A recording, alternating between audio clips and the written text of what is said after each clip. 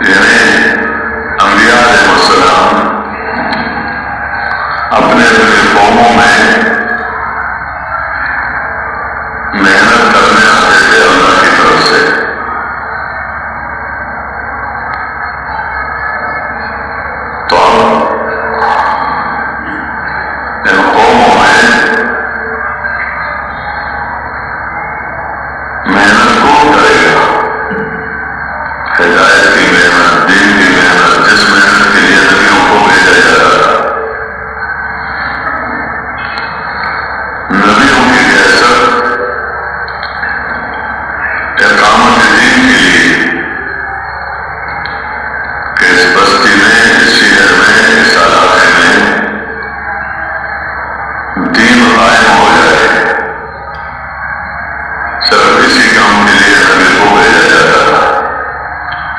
کیونکہ انسانوں کو صرف اسی کام کے لیے پیدا کیا گیا ہے کہ انسان اپنی زندگی اس دین کے مطابق گزارے جو دین اللہ نے آسمانوں سے ان کے دونوں جہانوں میں کامیابیوں کے لیے اتارا ہے۔ تو اب قوموں میں دین کیسے آئے، بستیوں میں دین کیسے آئے، علاقوں میں دین کے آنے کا کیا ذریعہ ہے؟ تو اس امت مسلمہ کو اللہ نے انبیاء علیہ السلام کی نیابت کا کام دیا ہے کہ یہ امت مسلمہ بستیوں میں نبیوں والی محنت کرے گی، شہروں میں نبیوں والی محنت کرے گی، علاقوں میں نبیوں والی محنت کرے گی۔ تو یہ اللہ تعالیٰ کی بہت بڑی نعمت ہے کہ اللہ نے اس امت کو نوازا ہے۔ اور ہمارا اور آپ کا یہ عقیدہ ہے کہ حضور پاک صلی اللہ علیہ وسلم خاتم الانبیاء ہیں۔ حضور صلی اللہ علیہ وسلم کے بعد نبوت کسی کو نہیں ملے گی۔ تو حضور پاک صلی اللہ علیہ وسلم کی جو حیثیت، چونکہ وہ امام الانبیاء ہے اور خاتم الانبیاء ہے اور سید الانبیاء ہے، تمام نبیوں سے حضور پاک صلی اللہ علیہ وسلم کے نبوت پر ایمان لانے کا عہد لیا گیا تھا کہ اگر تمہاری موجودگی میں اگر وہ مبعوث ہو جائے تو تم اس پر ایمان بھی لاؤ گے اور تم اس کی نصرت بھی کرو گے، مدد بھی کرو گے۔ لَتُؤْمِنُنَّ بِهِ وَلَتَنصُرُنَّهُ، اس پر نبیوں سے عہد دیا گیا۔ بہرحال میں عرض کر رہا کہ چونکہ حضور صلی اللہ علیہ وسلم کو قیامت تک آنے والے انسانوں کے لیے بھیجا گیا ہے، نبی بنا کر، رسول بنا کر، جتنے بھی قومیں ہیں، جتنے بھی زبان والے ہیں، جہاں جہاں بھی کوئی رہتا ہے، تو حضور صلی اللہ علیہ وسلم قیامت تک آنے والے انسانوں کے لیے زندگی گزارنے کا طریقہ لے کر آیا ہے، کیونکہ وہ سب کا نبی ہے۔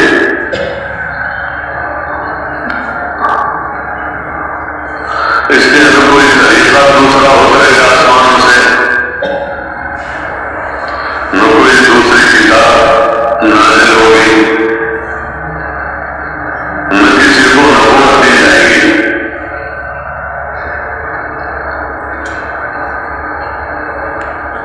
تو وہ زندگی جو اسلامی زندگی ہے، دینی زندگی ہے، وہ اس امت کے پاس ہے۔ اور یہ زندگی تمام عالم میں وجود میں آ جائے تو حضور صلی اللہ علیہ وسلم کی نیابت میں بھی اللہ نے اس امت کو یہ کام دیا ہے۔ یعنی میں نے دو چار باتیں عرض کی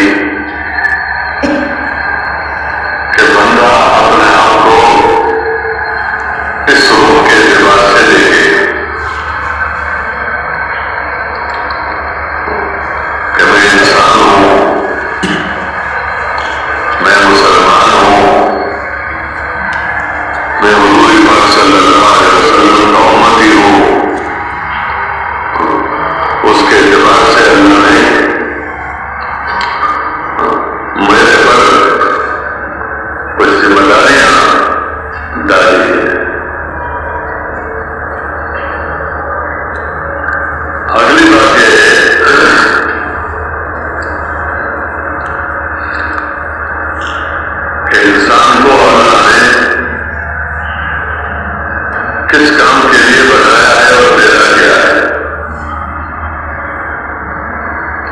جہاں تک ضرورتوں کا تعلق ہے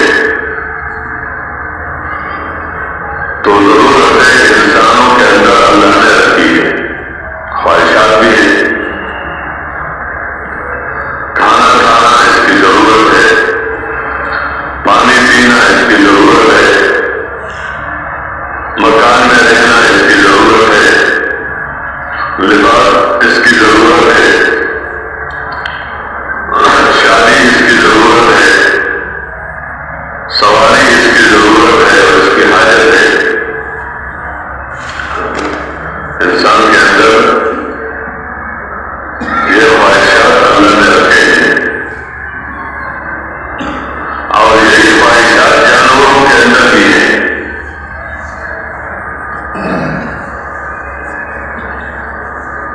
کیونکہ انسان بھی ایک حیثیت سے جانور ہے، لیکن اس کے انسان ہونے نے اس کو جانوروں سے ممتاز کیا، جانوروں سے ممتاز کیا۔ تو اگر یہ انسان اپنے اس مقام کو نہ پہچانے کہ مجھے اللہ نے انسان بنایا تو میرے دل میں کیا کام ہے، میرے اور جانوروں میں کیا فرق ہے، تو اگر یہ اپنے آپ کو نہ سمجھے اور نہ پہچانے اور صرف دنیا میں اپنے خواہشات کو پورا کرنا اپنا کام بنا دے، تو اللہ کے نظروں میں یہ انسان کوئی بھی ہو، ملک والا ہو، مان والا ہو، سب سے بڑا مالدار، سب سے بڑے ملک کا بڑا ذمہ دار، عہدوں والا ہو، اولاد والا ہو، یعنی جو بھی ظاہری طور پر اس کو جو نعمتیں دی گئی ہیں تو اس کا مالدار ہونا اس کو جانور بنے سے نہیں نکال سکتا، یا اس کا عہدیدار ہونا یا اس کا اولاد والا ہونا، کیوں؟ یہ تو جانوروں کے بھی ہے، بلکہ یہ انسان جانوروں سے برتر ہو جاتا ہے، جانوروں سے برتر ہو جاتا ہے اللہ کے نظروں میں۔ جگہ بجگہ اس کا تذکرہ ہے ان انسانوں کا جنہوں نے اپنے رب کو نہیں پہچانا اور اپنے مقصد پر نہیں اترا اور زندگی خواہشات کی بنیاد پر گزاری، تو اللہ جل جلالہ نے ان کا تذکرہ کیا ہے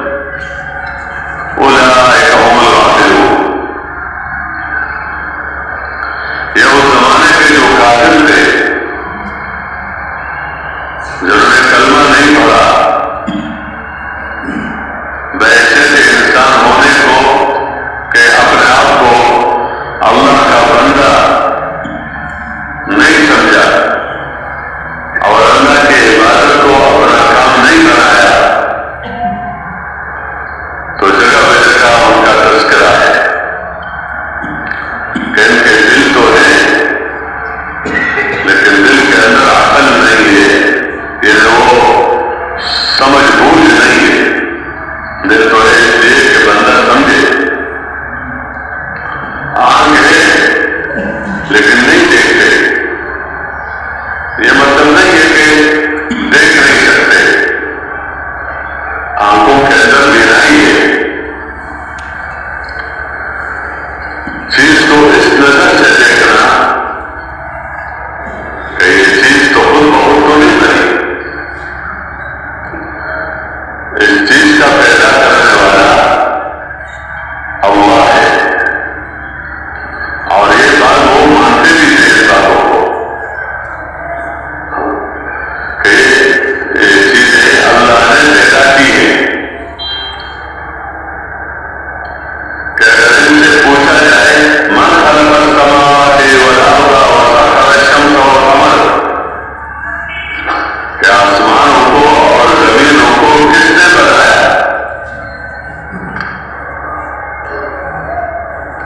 کہ آسمان کا پیدا کرنے والا، زمین کا پیدا کرنے والا، اور اس سورج اور چاند کو تمہارے سامنے کس نے لگایا،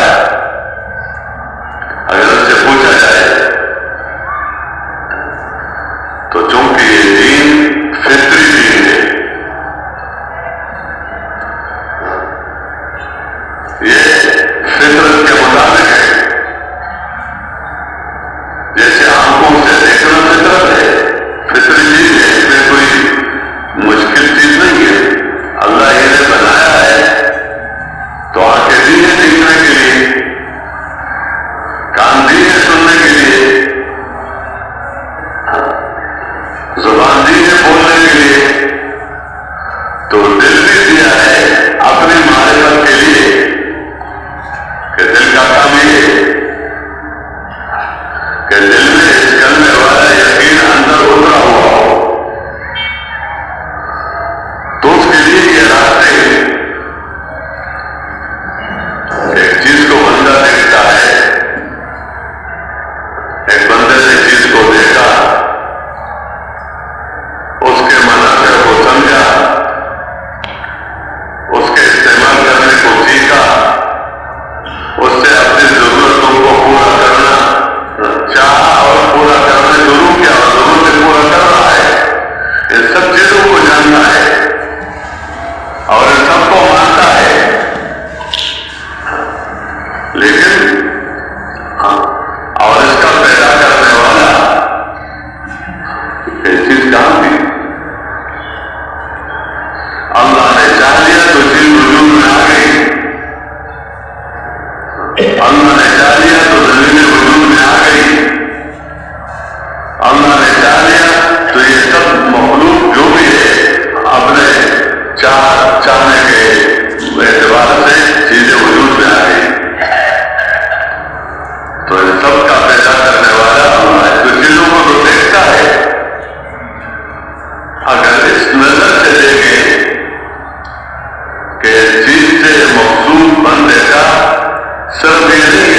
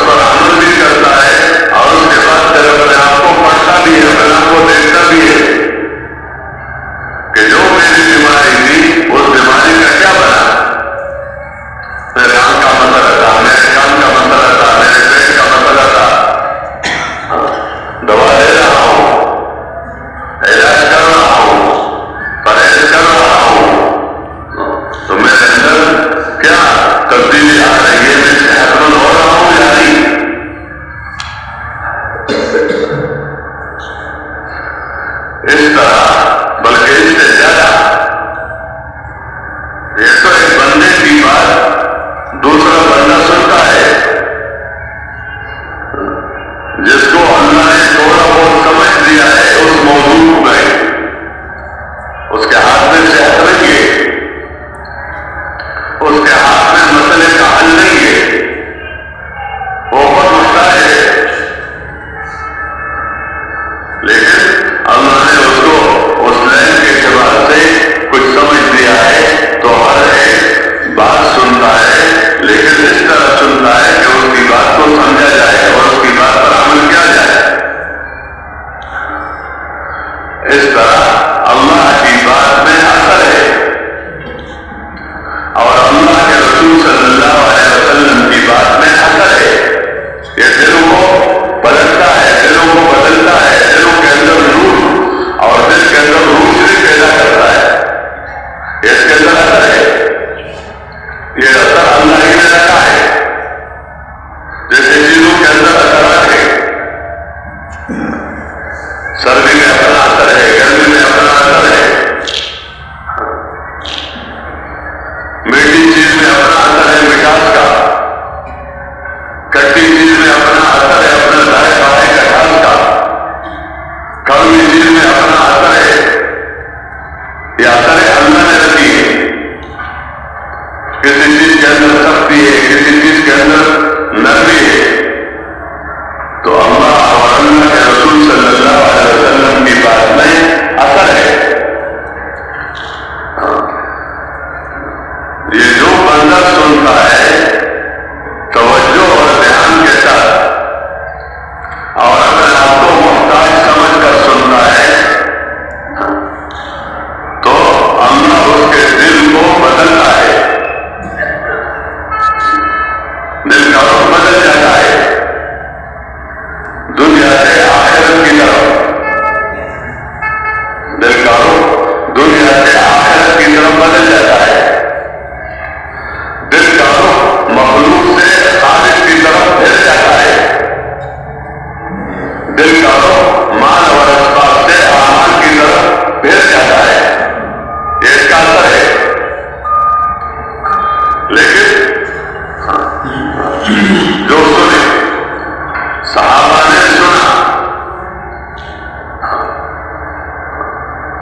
جب سنا توجہ اور دھیان سے سمجھنے کے لیے اللہ نے ان کی زندگیوں کو بدلا۔ اسی قرآن سے زندگیوں میں تبدیلی آتی ہے، پہلے بھی تبدیلی آئی ہے اللہ کے کلام سے، پیغمبر صلی اللہ علیہ وسلم کی باتوں سے، آج بھی اس کے اندر یہ اثر موجود ہے۔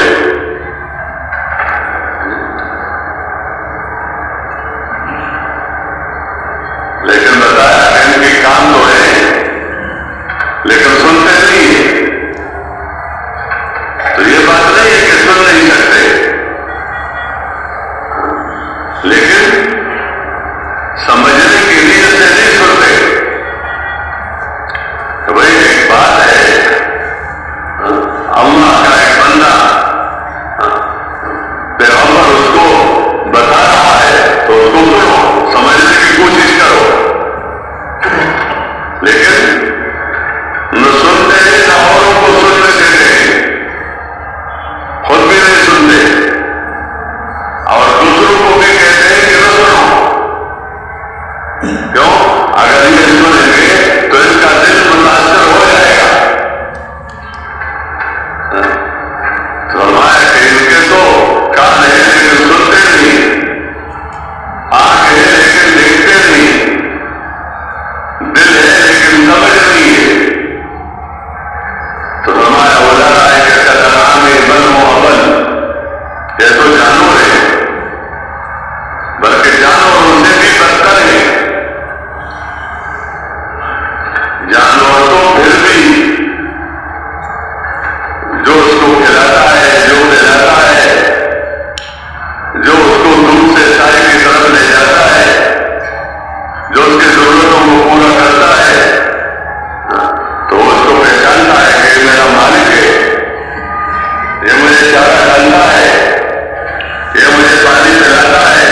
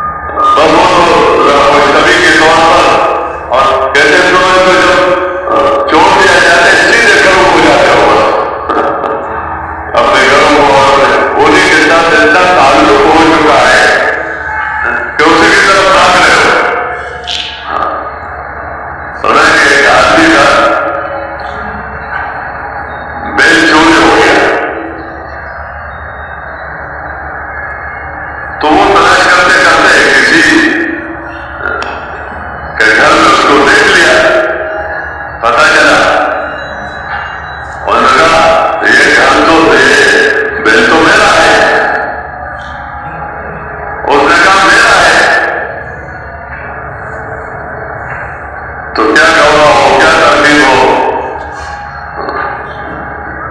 تو فرمایا انہوں نے کہا بھائی ایسا کر لو، اس کی جو رسی ہے نا اس پر ڈال کر چھوڑ دو، ادھر باہر لے جاتے، اگر وہ پھر تیرے گھر میں آ جائے تو میرا ہے، اور میرے گھر میں چلے جائے تو میرا ہے۔ تو جب چھوڑ دے تو سیدھا اپنے مالک کے گھر پہنچ گیا۔ یہ شعور ہے جانور کے اندر بھی، کسی کا وہ گھر نہیں جاتا۔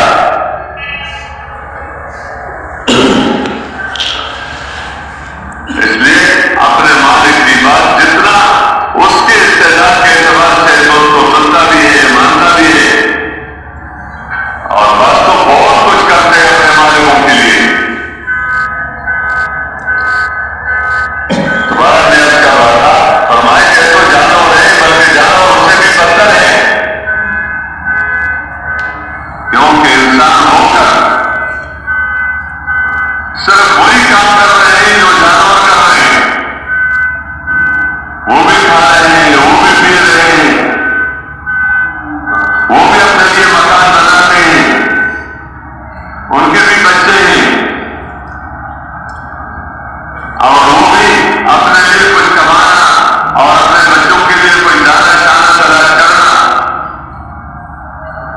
اور ان پر بھی اگر کوئی دوسرا جانور حملہ کر لے تو اپنے کو بچاتا ہے، اسی پر حملہ کرنے کے لیے کوشش کرتا ہے۔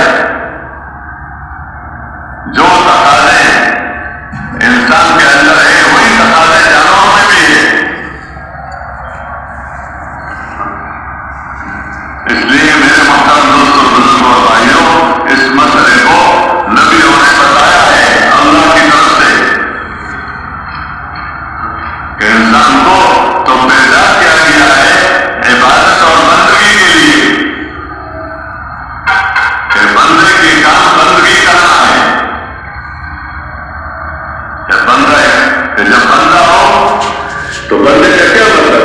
بندگی کرنا بندے کا کام ہے۔ جیسے دنیا میں زمیندار ہو تو زمیندار کا کیا کام؟ زمیندار کا کام یہ زمیندار کا کام ہے۔ ڈاکٹر ہو تو کیا مطلب؟ ڈاکٹری کرنا تمہارا کام ہے۔ مزدور ہو تو کیا مطلب؟ مزدوری کرنا تمہارا کام ہے۔ بادشاہ ہے، وزیر ہے تو کیا مطلب؟ عام انسان تو بھی یہی ایک چیز ہے، سر سے لے کر پیر تک جو سرمایہ ہے، لیکن وزیر کا کام وزارت کرنا، بادشاہ کا کام بادشاہت کرنا، مزدور کا کام مزدوری کرنا، تاجر کا کام تجارت کرنا۔ تو جس طرح یہ چیزیں سمجھ جاتی ہے کہ تاجر ہے تجارت کے بغیر، زمیندار ہے زمین کے بغیر، نہ زمین ہے نہ زمین پر محنت ہے اور زمیندار ہے، ایسے بادشاہ ہے لیکن ملک کے بغیر، تو اس طرح نہیں ہوتا۔ تو جس طرح یہ باتیں سمجھ میں آتی ہیں تو اس باتوں کو سمجھایا جاتا تھا کہ تم اللہ کے بندے ہو، انسان ہو، اللہ نے تمہیں اپنا بندہ بنایا ہے، تو بندے کا کام ہے بندگی کرنا، بندے کا کام بندگی کرنا، یہ اس کا کام ہے کہ یہ بندگی کرے۔ اس میں بتایا جاتا ہے کہ زندگی آمد برائے بندگی، زندگی میں بندگی شرمندگی، کہ زندگی تو اللہ نے دی ہے بندگی کے لیے،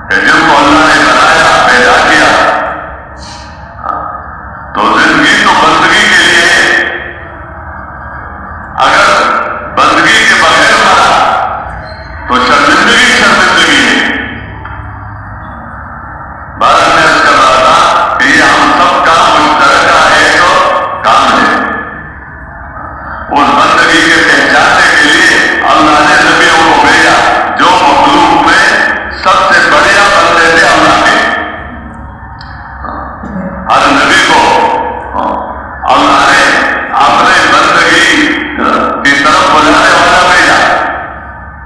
اس لیے بندگیوں میں انبیاء علیہ السلام سب سے آگے اور پھر ہمارے مذہب کے نبی حضور امام صلی اللہ علیہ وسلم وہ تو سب سے آگے بندگی میں. اس لیے دعا کلمہ میں بھی کیا ہے اشہد ان لا الہ الا اللہ واشہد ان محمدا عبدہ ورسولہ. کہ محمد صلی اللہ علیہ وسلم اللہ کے بندے ہیں اور اللہ کے رسول ہیں. تو یہ بہت بڑی بات ہے اللہ کا بندہ بن کر زندگی گزارنا. اسی بات کے سمجھانے کے لیے اللہ نے انبیاء علیہ السلام کو بھیجا کہ تمہارا کام ہے کہ بندگی کرنا. تو جس کی بندگی تمہارے سے مطلوب ہے تو اپنے معبود کو پہچانو اور وہ اس کلمے کی طرف ہر نبی نے بلایا. یہ بندگی والا کلمہ ہے کہ لا الہ الا اللہ. ہر نبی نے اس کلمے کی طرف بلایا اور اس کے ساتھ اپنے رسالت کو جوڑا کہ لا الہ الا اللہ آدم صفی اللہ، لا الہ الا اللہ موسیٰ کلیم اللہ، لا الہ الا اللہ ابراہیم خلیل اللہ، لا الہ الا اللہ عیسیٰ روح اللہ، لا الہ الا اللہ محمد رسول اللہ. یہ اس کا بنیاد ہے کیا اور اس کی جگہ دل ہے. تو سب سے پہلی بات یہ ہے کہ بندہ اپنے معبود کو پہچانے، اپنے رب کو پہچانے کہ نفع کہ اللہ کو پہچانے کہ اللہ سب کچھ کر سکتا ہے. اس پوری کائنات کو جو اللہ نے پیدا کیا ہے اس کا ایک مقصد یہ ہے کہ بندے کے دل کے اندر یہ بات اتر جائے کہ کرنے والی ذات اللہ تعالیٰ کی ہے. اللہ کے ساتھ کوئی شریک نہیں ہے. اس زمینوں کو پیدا کرنے والا اکیلے اللہ ہے. آسمانوں کو پیدا کرنے والا اکیلے اللہ ہے. پہاڑوں کو پیدا کرنے والا اکیلے اللہ ہے. ہواؤں کو چلانے والا اکیلے اللہ ہے. دریاؤں کو بہانے والا اکیلے اللہ ہے. اور اللہ کے ساتھ کوئی شریک نہیں ہے. اللہ کے ساتھ کوئی شریک نہیں ہے. آدھا خلق اللہ، یہ جو بھی تم دیکھ رہے ہو یہ تو اللہ کی بنائی ہوئی مخلوق ہے. فارونی مجھے دکھلاؤ، مجھے بتاؤ ماذا خلق الذین من دونہ، کہ اللہ کے علاوہ کون ہے جس نے کوئی چیز پیدا کی ہو. پیدا کرنا اللہ کا کام ہے.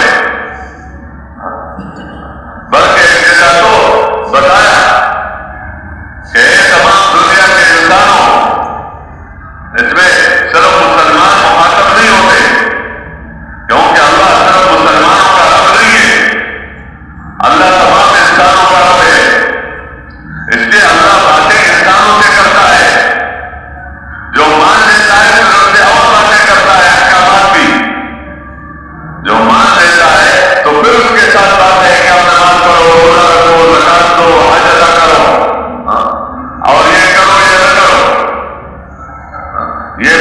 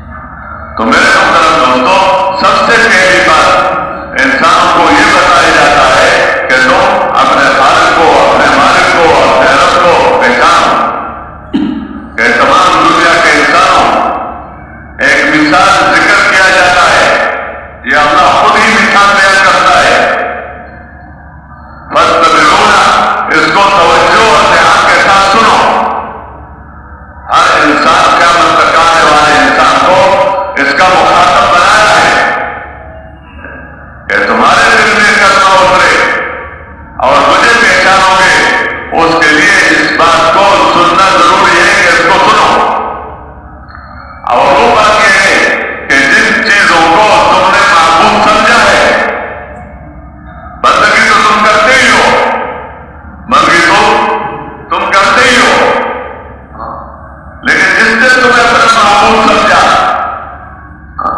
جس کو تم نے اپنے معبود سمجھا ہے اور تم اس کی بندگی کرتے ہو اور ان کی طرف رجوع کرتے ہو اپنے مشکلات میں اور اپنے حاجتوں میں اور اپنی ضرورتوں میں اور اپنے مسائل میں تم ان کی طرف رجوع کرتے ہو اس یقین کے ساتھ کہ جب ان کی طرف رجوع کریں گے تو یہاں سے یہ ہمارا کام بنا دے گا۔ مشرکین نے 360 بت رکھے تھے اور ان کا شرک منظم تھا۔ منظم یہ ہے کہ حاجت کے لیے انہوں نے اپنا ایک الگ دیوتا اور الگ بت رکھا تھا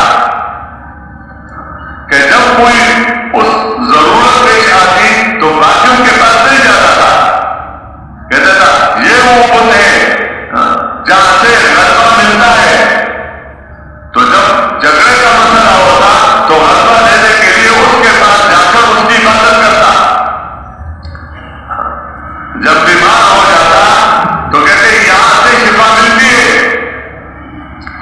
تو بیماری کی حالت میں اسی کے پاس جا کر اسی کی عبادت کر کے مانگا۔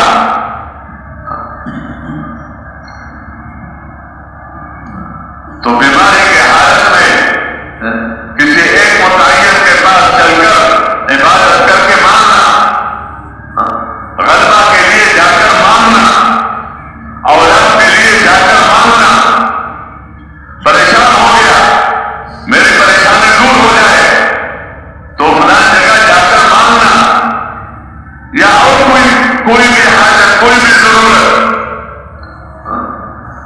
تو جب حضور پاک صلی اللہ علیہ وسلم نے ایک اللہ کی طرف دعوت دی کہ سب کے سب کام بنانے والا اللہ، غریبوں کے، مالداروں کے، حکام کے، فقیروں کے، مردوں کے، عورتوں کے، بچوں اور بچیوں کے، ہر ایک مسئلے کا حل کرنے والا وہ اکیلے اللہ ہے اور اللہ کے ساتھ کوئی شریک نہیں ہے۔ اللہ کے ساتھ کوئی شریک نہیں ہے، اور اللہ پاک جب کسی کو کوئی چیز دینا چاہتا ہے، کوئی پیسہ دینا چاہتا ہے، ملک دینا چاہتا ہے، بیٹا دینا چاہتا ہے، بیٹی دینا چاہتی ہے، چیز دینا چاہتا ہے، یا اس کی بیماری کو دور کرنا چاہتا ہے، یا اس کو مالدار بنانا چاہتا ہے، یا اس کو غریب بنانا چاہتا ہے، یا اس کو مطمئن کرنا چاہتا ہے، تو جب اللہ پاک کسی کو جیسے بھی رکھنا چاہتا ہے اور اس کو کسی حال اس پر کوئی حال بھی لانا چاہتا ہے تو پوری دنیا کے جتنے بھی مخلوق ہیں یہ سب جمع ہو جائیں، جتنے بھی چیزیں ہیں جن کی طرف یہ بھاگ رہے تھے، جس پتھروں کی طرف بھاگ رہے ہو یا پتھر والوں کی طرف بھاگ رہے ہو یا جس درہم اور دینار کی طرف بھاگ رہے ہو یا سونے چاندی کی طرف بھاگ رہے ہو یا ملک اور مال کی طرف بھاگ رہے ہو، یہ سب اگر جمع ہو جائے اور وہ تمہیں کوئی چیز دینا چاہتے ہیں تو وہ تمہیں چیز نہیں دے سکتی بغیر اللہ کے چاہنے کے۔ نظام اللہ کا چلتا ہے، زمین اور آسمان میں حکم اللہ ہی کا چلتا ہے، اس لیے آسمانوں میں بھی اسی کی عبادت کی جاتی ہے اور زمینوں میں بھی اسی کی عبادت کی جاتی ہے۔ وَالَّذِي فِي السَّمَاءِ إِلَٰهٌ وَفِي الْأَرْضِ إِلَٰهٌ، آسمان میں جو مخلوق ہے اس کا معبود بھی اللہ ہی ہے۔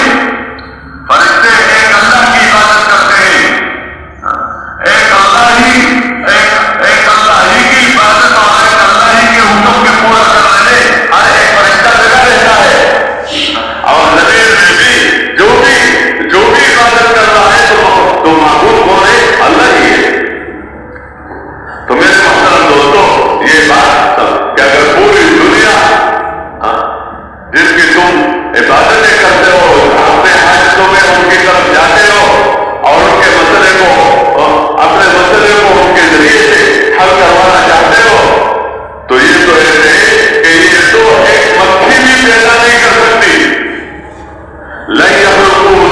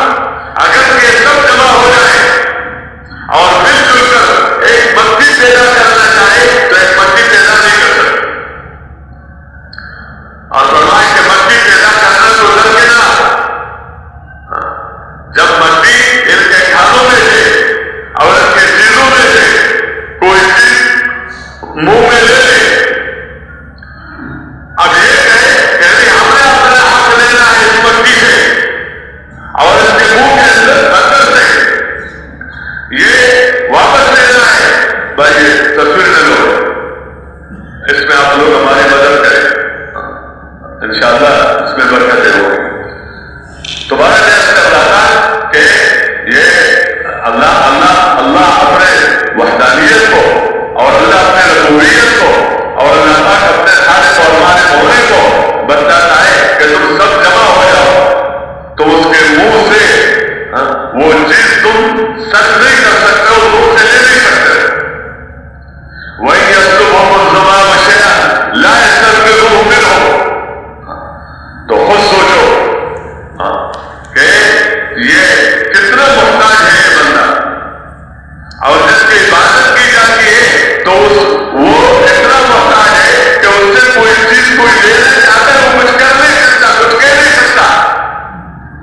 میرے محترم دوستوں، بزرگوں اور بھائیوں، سب سے بنیادی بات اور انسانیت کی بات وہ یہ کہ وہ اس بات کو پہچانے کہ اس کائنات کا پیدا کرنے والا اور اس کا ہر چیز کا پالنے والا اور ہر چیز کا تقسیم کرنے والا اور ہر چیز کے اندر نفع اور نقصان رکھنے والا وہ اکیلا والا ہے، اور اللہ کے ساتھ کوئی شریک نہیں ہے. اور اللہ نے سب کچھ کو اپنی قدرت سے بنایا ہے. دیکھو ایک ایک سبب سے بننا وہ الگ نظام ہے، اور ایک ایک قدرت سے بننا تو قدرت میں سبب استعمال نہیں ہوتا. قدرت تو سبب سے باہر کی چیز ہے. آسمان کے بنانے میں ہم نے کیا سبب اختیار کیا ہے؟ زمین کے پیدا کرنے میں ہم نے کیا سبب اختیار کیا ہے؟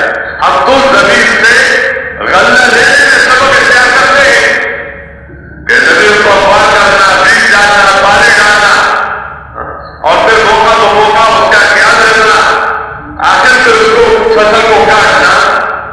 وہاں بھی اللہ جل شانہ اپنے بندوں کو سمجھاتا ہے کہ دیکھو بتاؤ تو صحیح کہ جو تم زمین کے اندر بوتے ہو تو اس کو کھیتی تم بدلتے ہو. زمین کے اندر دانا ڈال دیا، پھر آگے ہو پانی دیتے ہو، جو بھی خدمت کرتے ہو، لیکن اس بیج کو آگے درخت بنانا اور اس پر آگے پھل لگانا اور یہ سب نظام یہ تم کرتے ہو. یہ قیامت تک آنے والے ہر انسان کو بتایا جاتا ہے افرأیتم ما تحرثون کہ جو تم بولتے ہو تو مجھے بتاؤ أأنتم تزرعونه أم نحن الزارعون. آیا تم اس کو اگاتے ہو؟ یہ زمیندار اس کو اگاتا ہے، اگا سکتا ہے.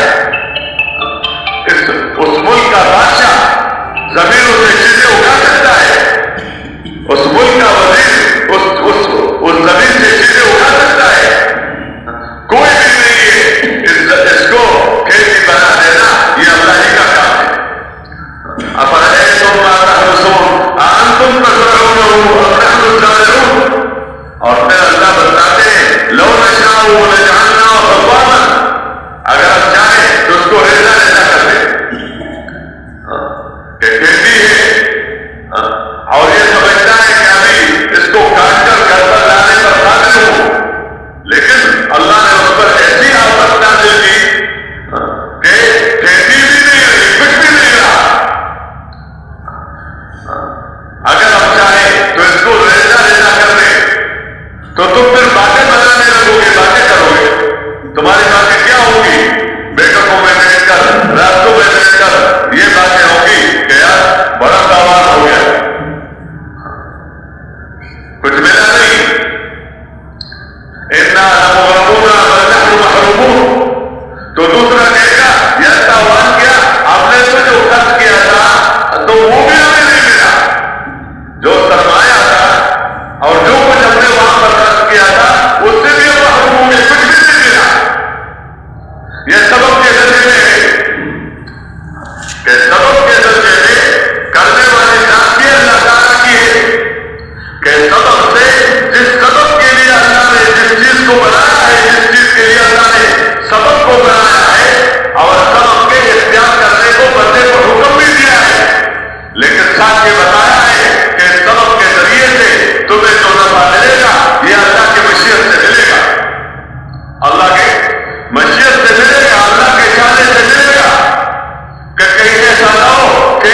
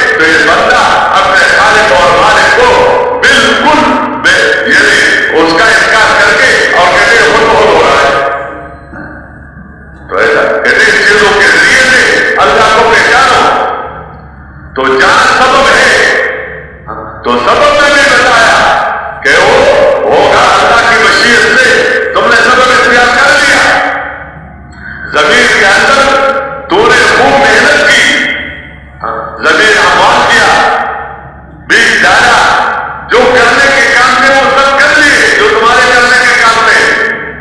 تو بندے کا کام کیا ہے؟ بندے کا کام یہ ہے کہ سبب کو پورا کر کے توکل کرے اللہ پر، کہ سبب اختیار کر کے توکل کرے کس پر؟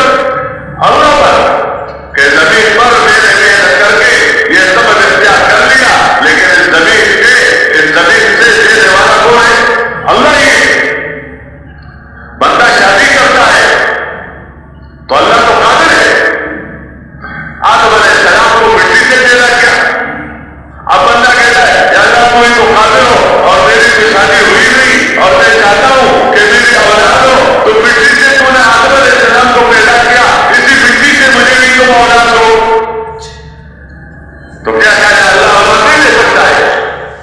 اللہ قادر ہے، لیکن ایسا کہنے والا پاگل ہے۔ کیوں؟ اللہ جل شانہ نے اپنا نظام بنایا ہے، اس راستے سے تو صرف اپنے قدرت کو سمجھانا ہے کہ اللہ کرنے والے ذات اللہ تعالیٰ کی ہے، کہ بغیر انسان کے انسان کو بنایا، بغیر حیوان کو بنایا، بغیر چیزوں کو اللہ جل شانہ نے دوسری چیزوں کو بنایا تاکہ پیدا کرنے والے کو پہچانے اور پہچان کر اس کو مانے اور اس کی عبادت اور اس کی بندگی کرے۔ تو میرے محترم دوستوں، بزرگوں اور بھائیوں، یہ تو اسباب کے درجے میں کہ زمین پر محنت کی جاتی ہے تاکہ زمین سے غلہ ملے، شادی یہ اولاد کا ذریعہ ہے، اولاد دینے والا اللہ ہے، لیکن بندے کیوں ہے کہ سبب اختیار کرو، لیکن سبب اختیار کر کے نتیجہ اللہ کے ہاتھ میں ہے۔ یہ بات نہیں ہے کہ سبب میں نے اختیار کر لیا تو اب تو اولاد ہوگی، تو یہ نہیں ہے، کیوں؟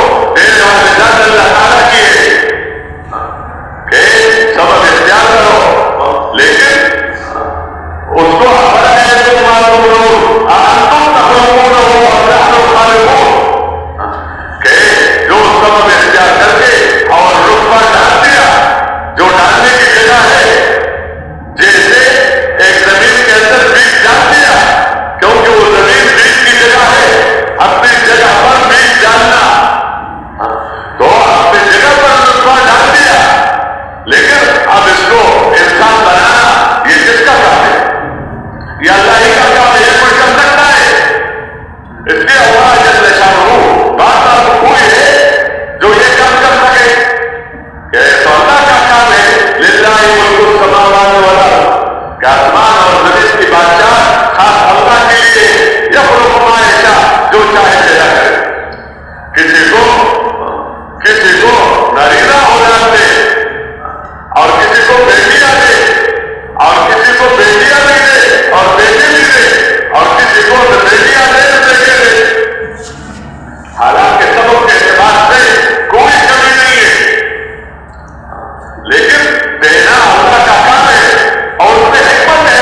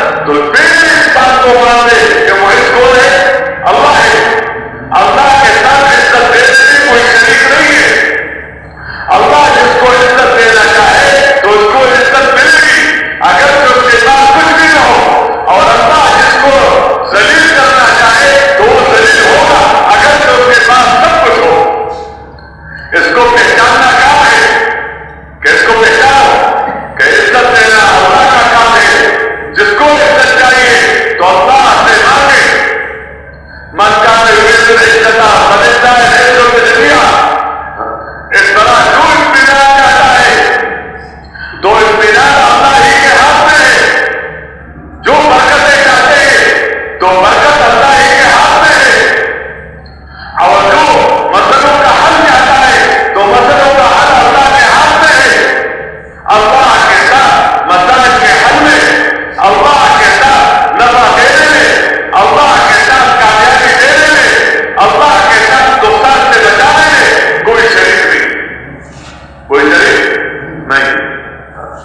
اس بات کو دل کے اندر اتارنا یہ بہت بڑا کام ہے، یہ دل کی زندگی ہے کہ دل کے اندر یہ نور اتر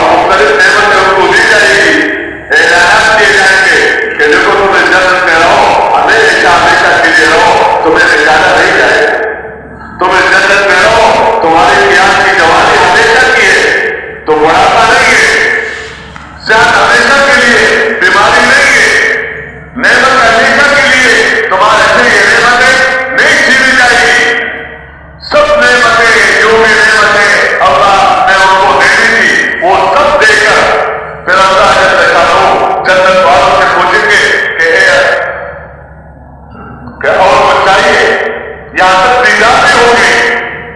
کہتے اور کچھ چاہیے تو یہ جنتی جنہوں نے اللہ کو پہچانا ہے, اللہ کی بات اور بندگی کی ہے, تو یہ جنتی اب کہیں گے اللہ اور کیا زندگی ہے, یہ لوگ کون سی نعمت ہے جو ہمیں ملی نہیں, سب کچھ ہمیں مل گیا.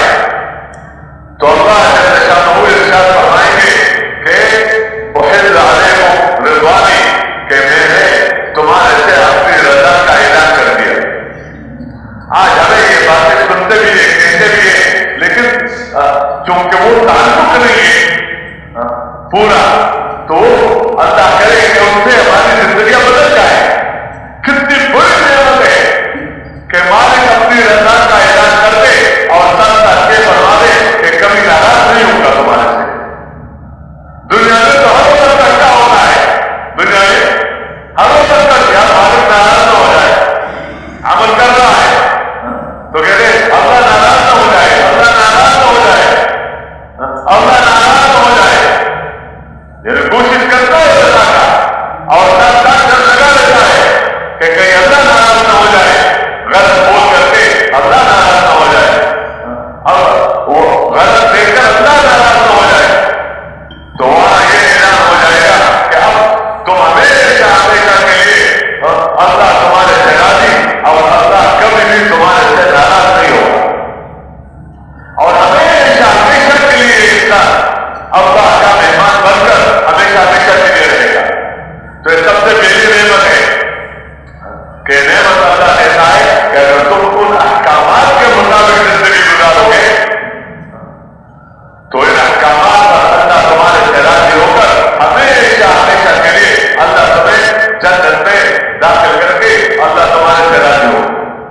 کوئی چیز نہیں ہے ہاتھ میں, پیسے والوں کا پیسہ یہاں رہ گیا, ملک والوں کا مال ملک یہاں رہ گیا, مال والوں کا مال یہاں رہ گیا, کچھ بھی نہیں. لیکن اس یقین کو سیکھ کر اور اللہ کے احکامات کو پورا کر کے اللہ کو راضی کر کے یہاں سے گیا تو اللہ نے اپنی رضا کا اعلان کر دیا. تو یہ تو دنیا میں یہ خوشخبری پیغمبر صلی اللہ علیہ وسلم نے اپنے امت کو دی ہے. اور دوسری بات کہ جب تم اس طرح زندگی گزارو گے تو اس پر اللہ تمہیں اس دنیا میں اللہ تمہیں اطمینان دے گا. اطمینان کا اسباب الگ ہے.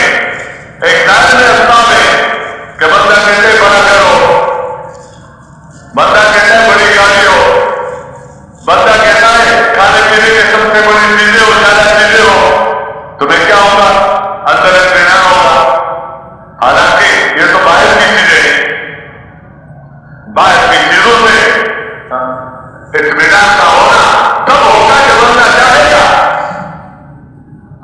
یہ بھی نہیں کہ نہیں ہوتا, بندے کو پریشانی ہے کہ پیسہ مل جائے اور ضرورت ہے اس کو, اللہ نے دے دیا, مطمئن کر دیا, مطمئن کر دیا, لیکن دے دیا کس نے, اللہ نے. اور مطمئن کس نے کیا, اللہ نے کیا. کوئی بھی مسئلہ تھا, اللہ نے اس کے مسئلے کو حل کر دیا, اس کو مطمئن کر دیا. تو یہ اللہ تعالیٰ کی طرف سے نعمت ہے. آپ دیکھیں, ہم اور آپ دیکھیں, بدر میں صحابہ کرام کی تعداد بہت کم تھی اور کافروں کی تعداد زیادہ تھی. صحابہ کے پاس ظاہری اسباب کے اعتبار سے وہ اسلحہ نہ ہونے کا برابر تھا, اور کافروں کے پاس بہت کچھ تھا. تو اندر اندر طبعی چیز یہ اندر ہوتی ہے, اس سے انکار نہیں. یہ بحثیت کے انسان ہونے کے اندر اندر سے آدمی کیا ہوتا ہے, پریشان ہوتا ہے. یار ضرورت ہے, پیسہ نہیں ہے, بیمار ہوں, ابھی علاج نہیں ہو رہا ہے, کوئی مسئلہ ہے, اس نے پریشان کر دیا. تو یہ کوئی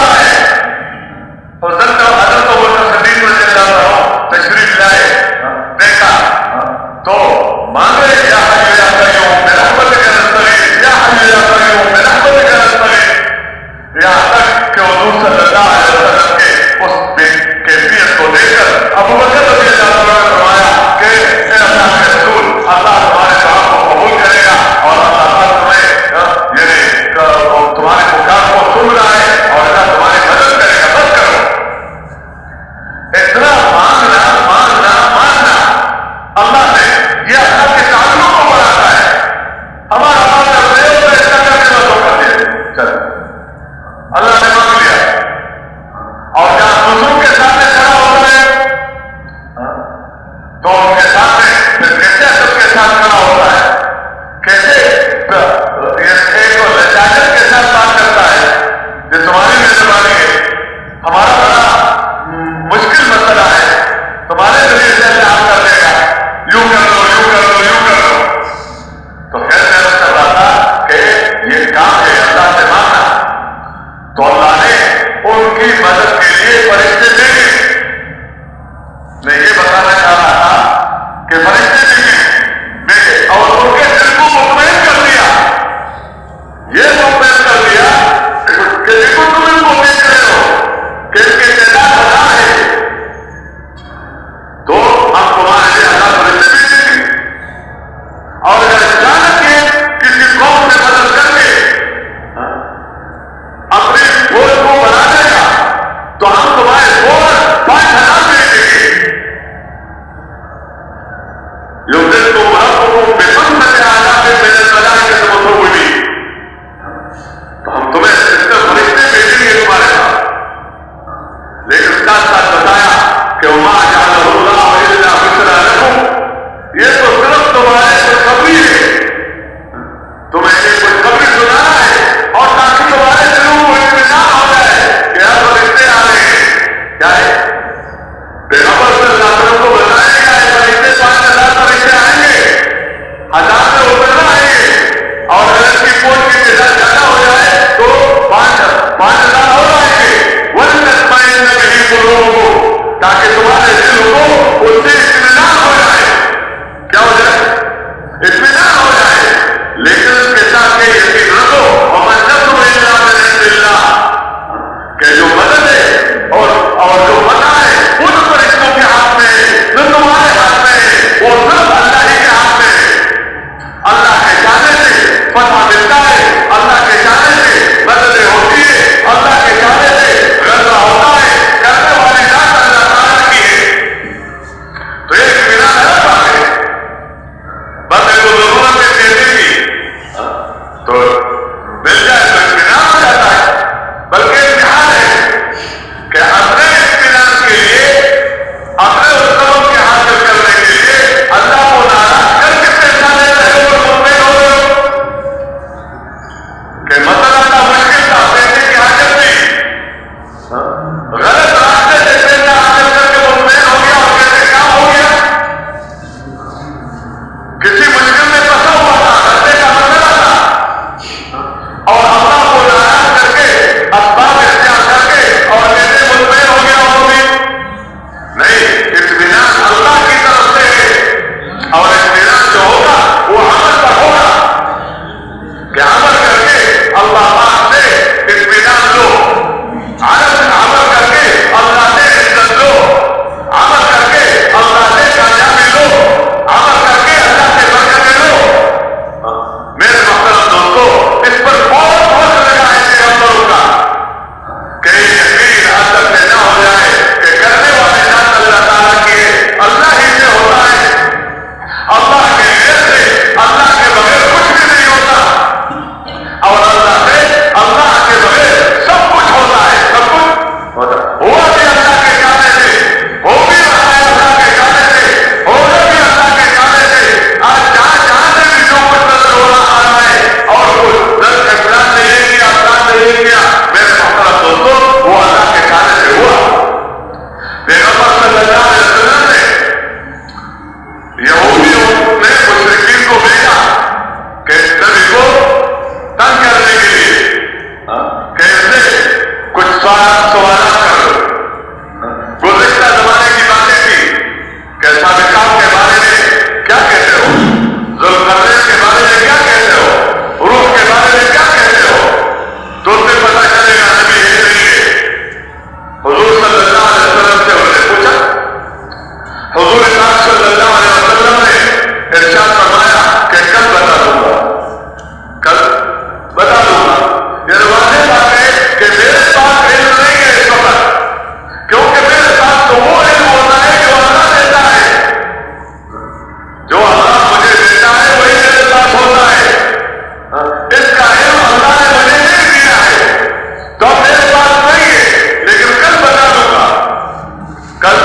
بتا دوں اندر یہ بات تھی کہ اللہ پاک وحی بھیجے گا، جبرائیل علیہ السلام کو بھیجے گا، ان سوالات کے بارے میں مجھے بتایا جائے گا تو پھر میں اس کو بتا دوں گا۔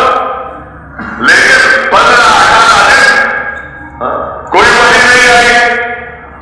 حضور پاک صلی اللہ علیہ وسلم اندر سے بہت پریشان تھے کہ لوگ کیا کہتے، وہ بھی کہتے بتاؤ آپ نے تو کہتا کہ کل بتا دوں گا، 1 دن تو گزر گیا، 2 دن تو گزر گئے، 3 دن تو گزر گئے، ابھی تک بتایا نہیں کہ ترنت دل کو صدمہ ہوتا ہے، پریشان۔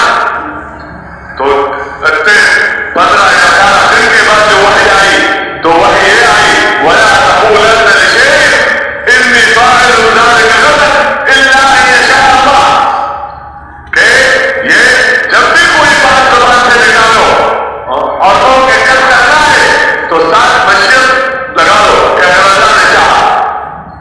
وَلَا تَقُولَنَّ لِشَيْءٍ إِنِّي فَاعِلٌ ذَلِكَ غَدًا إِلَّا أَن يَشَاءَ اللَّهُ وَاذْكُرْ رَبَّكَ إِذَا نَسِيتَ، اگر بھول گئے ہو اور یاد آ گیا تو اللہ کو یاد رکھو۔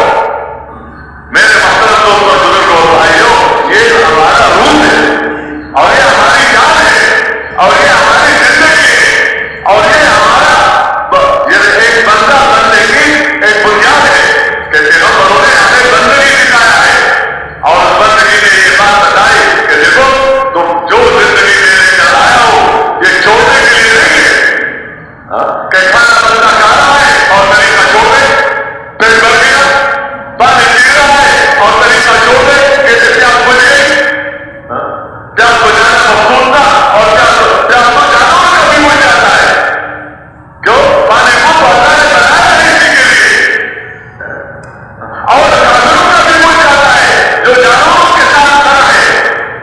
تو ایک مسلمان کے اندر یہ بات کیسے دیر یہ کر دیا تو یہ ہو گیا، کھانا کھا لیا، پیٹ بھر گیا، پانی پی لیا، پیاس بجھ گیا، کپڑا پہن لیا، سردی دور ہو گئی، کپڑا پہن لیا، گرمی کا مسئلہ حل ہو گیا، پلان ہو گیا، یہ ہوا وہ ہوا۔ اور ایک یہ کہ بندہ یہ کہے کہ جتنے بھی اور طریقے کا پرواہ نہیں کیا، پانی پی لیا، طریقے کا پرواہ نہیں کیا، کھانا کھا لیا، حلال اور حرام کا پرواہ نہیں کیا، کمایا اور حلال اور حرام کا پرواہ نہیں کیا، پیسہ مل گیا، عہدہ مل گیا، چیز مل گئی اور طریقے نہیں گئے۔ تو یہ بتایا پیغمبر صلی اللہ علیہ وسلم نے کہ اگر تم طریقوں کو چھوڑ کر کماؤ گے، تم طریقوں کو چھوڑ کر کھاؤ گے پیو گے، تم طریقوں کو چھوڑ کر پہنو گے، تم طریقوں کو چھوڑ کر بچوں کی تربیت کرو گے، تم طریقوں کو چھوڑ کر تم چلاؤ گے، تم طریقوں کو چھوڑ کر مال کماؤ گے، مال خرچ کرو گے، لڑائی نسبت کے ساتھ کرو گے، طریقوں کو چھوڑ کر کرو گے تو اللہ تمہارے سے ناراض ہو کر اللہ تمہیں ناکام کر دے گا۔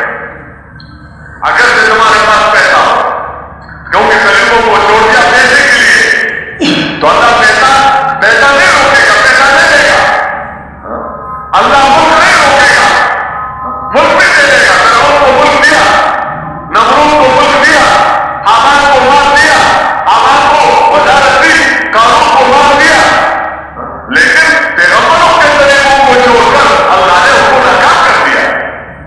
تو یہ بتایا کہ اگر ان طریقوں کے مطابق تم زندگی گزارو گے تو اللہ تمہارے سے راضی ہو کر تمہیں کامیاب کر دے گا، اگر سے تمہارے پاس پیسہ نہ ہو۔ اس لیے پیسوں کے پیچھے مت بھاگو اور پیسے والوں کے پیچھے مت بھاگو، ورنہ پیسوں کا غلام بن جاؤ گے اور پیسے والوں کا غلام بن جاؤ گے۔ اگر سے تمہارے پاس پیسہ نہ ہو، اگر سے تمہارے پاس زمین نہ ہو تو زمینوں کی طرف مت بھاگو اور زمینوں والوں کی طرف مت بھاگو، ورنہ زمینوں کا غلام بن جاؤ گے اور زمینوں والوں کا غلام بن جاؤ گے۔ اور کرنا اس لیے کہ بندے کو بس لوگوں کے غلامی سے نکال کر اللہ کے غلامی پر اور اللہ کی بندگی پر جائے۔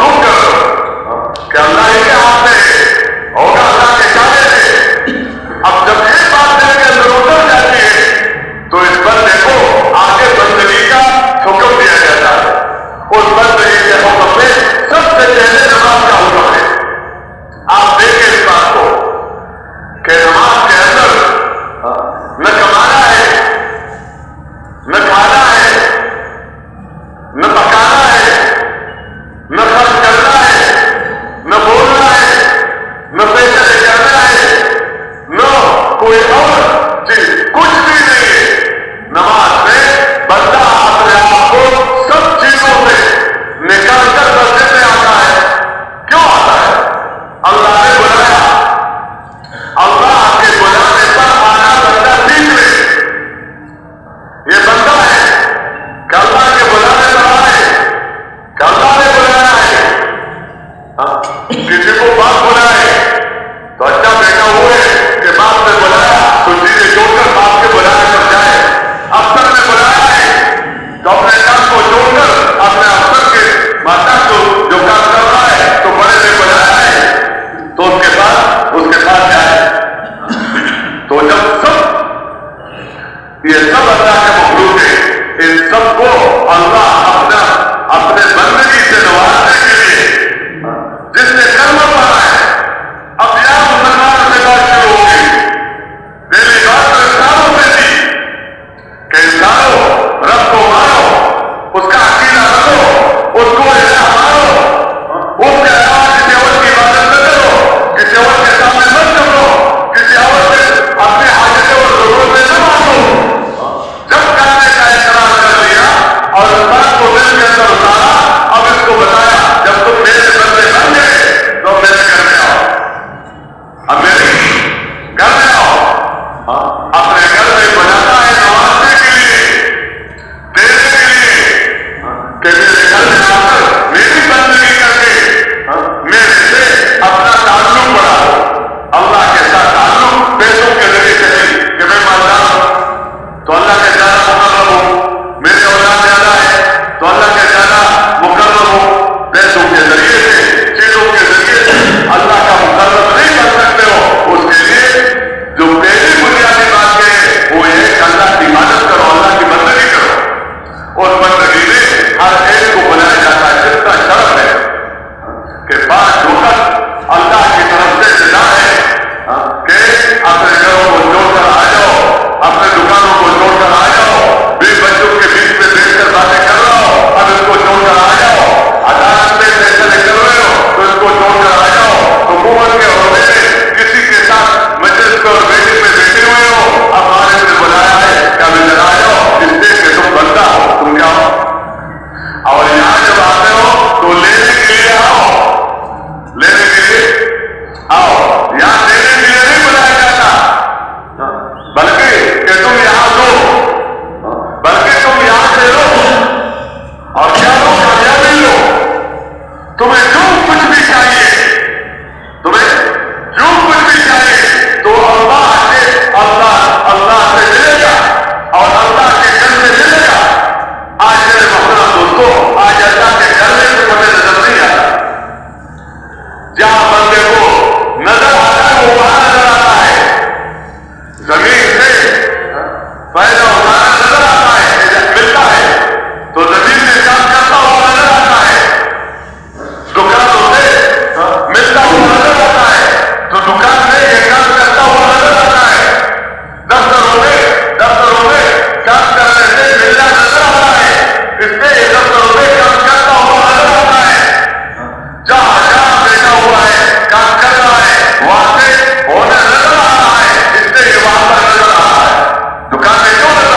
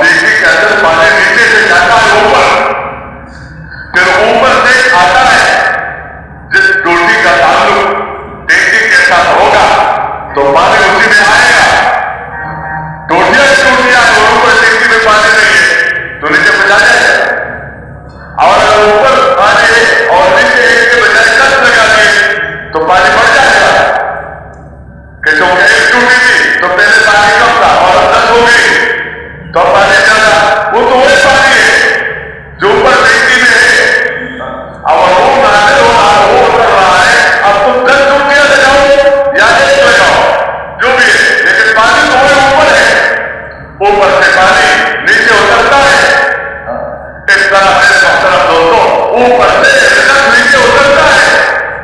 تم زمین کی ٹوٹی لگا دو یا تو